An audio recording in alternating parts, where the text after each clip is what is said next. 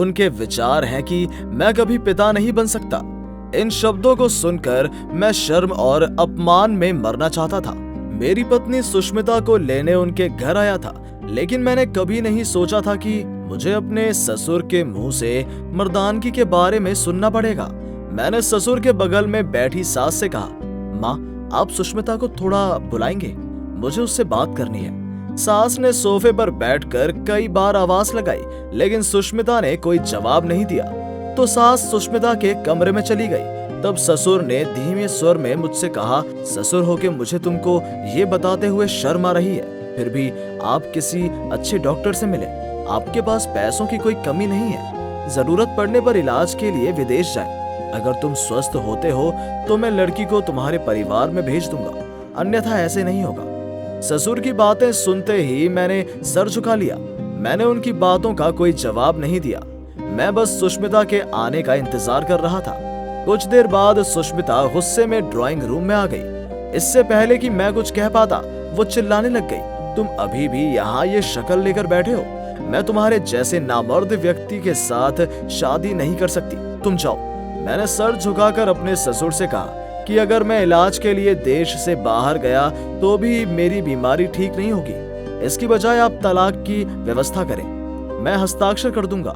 ये कहकर मैं घर के बाहर आ गया।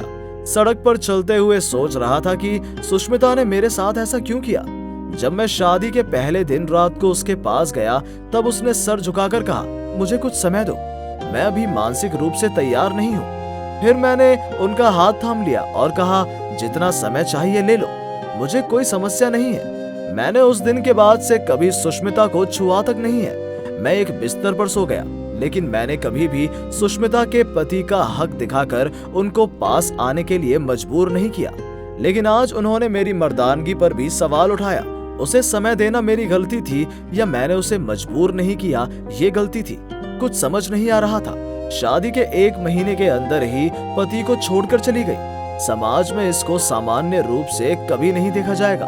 मैं समाज के हर व्यक्ति के लिए हंसी का पात्र बन गया। सड़क पर चलते समय मोहल्ले के छोटे लड़के भी मजाक में कहते थे कि कलकत्ता हर्बल की एक फाइल ही काफी है, कीमत मात्र 1490 रुपए। मैं इन सब का कोई उत्तर नहीं दे सकता था। मैं अपना सर नीचे करके चला गया। मेरी अपनी माँ ने भी मुझसे कहा कि बेटा आप डॉक्टर या कबीरा राज को दिखाओ, तुम मेरे इकलौते बेटे हो, मैं नहीं चाहती कि तुम्हारा जीवन इस तरह बर्बाद हो। मैंने चुपचाप अपनी माँ की बातें सुनी। मैं अपनी माँ को कैसे बताऊं, माँ मुझे कोई समस्या नहीं है, समस्या उसकी थी, मैं तो सरलता से धोखा खा गया। 2 साल बाद मैं सड़क पर जल्दबाजी में अपने पूर्व पत्नी सुष्मिता से मिला। एक पल देखकर मैं चौंक गया। इस सुष्मिता और 2 साल पहले की सुष्मिता में काफी अंतर है। चेहरा पूरी तरह टूटा हुआ है, आंखों के नीचे काले धब्बे हैं। सुष्मिता ने मुझे सूखी मुस्कान के साथ देखा और कहा, कैसे हो? मैंने कहा, अच्छा हूँ, लेकिन तुम्हारा ये हाल क्यों है? उसने सर झुकाकर कहा कि तुम्हारे साथ हुए अन्याय की सजा मुझे मिल रही है। ये सजा मुझे जीवन भर भुगतनी पड़ेगी। सुष्मिता आंखों से आंसू पोंछते हुए कहने लगी, असल में तुमसे शादी होने से पहले ही मेरा एक कजन के साथ संपर्क था, लेकिन हम डर के मारे किसी के परिवार को नहीं बता सके, क्योंकि हम चचेरे भाई बहन हैं, इसलिए कोई इसे स्वीकार नहीं करेगा।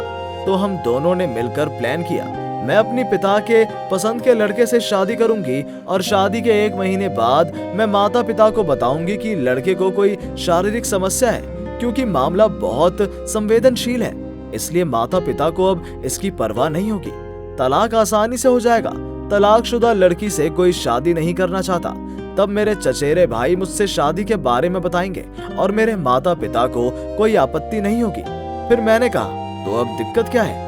उसने कहा, मैं अपने चचेरे भाई राकेश से तुम्हारी निंदा करके शादी करती हूँ। उसने मुझे अपनी मर्दानगी साबित करने के लिए हर रात जबरदस्ती करता रहा। सब्जी में नमक ज्यादा हो जाए तो मेरे गाल पर थप्पड़ मारकर अपनी मर्दानगी दिखाता है। समय पर कपड़े नहीं धोने से बाल खींचकर पुरुषार्थ दिखाता है, और कुछ भी हो तो वो मेरे कैरेक्टर के बारे में गंदी बातें करता है। मैं 1 नंबर की धोखेबाज हूँ, जबकि मैंने उसे पाने के लिए सब कुछ किया।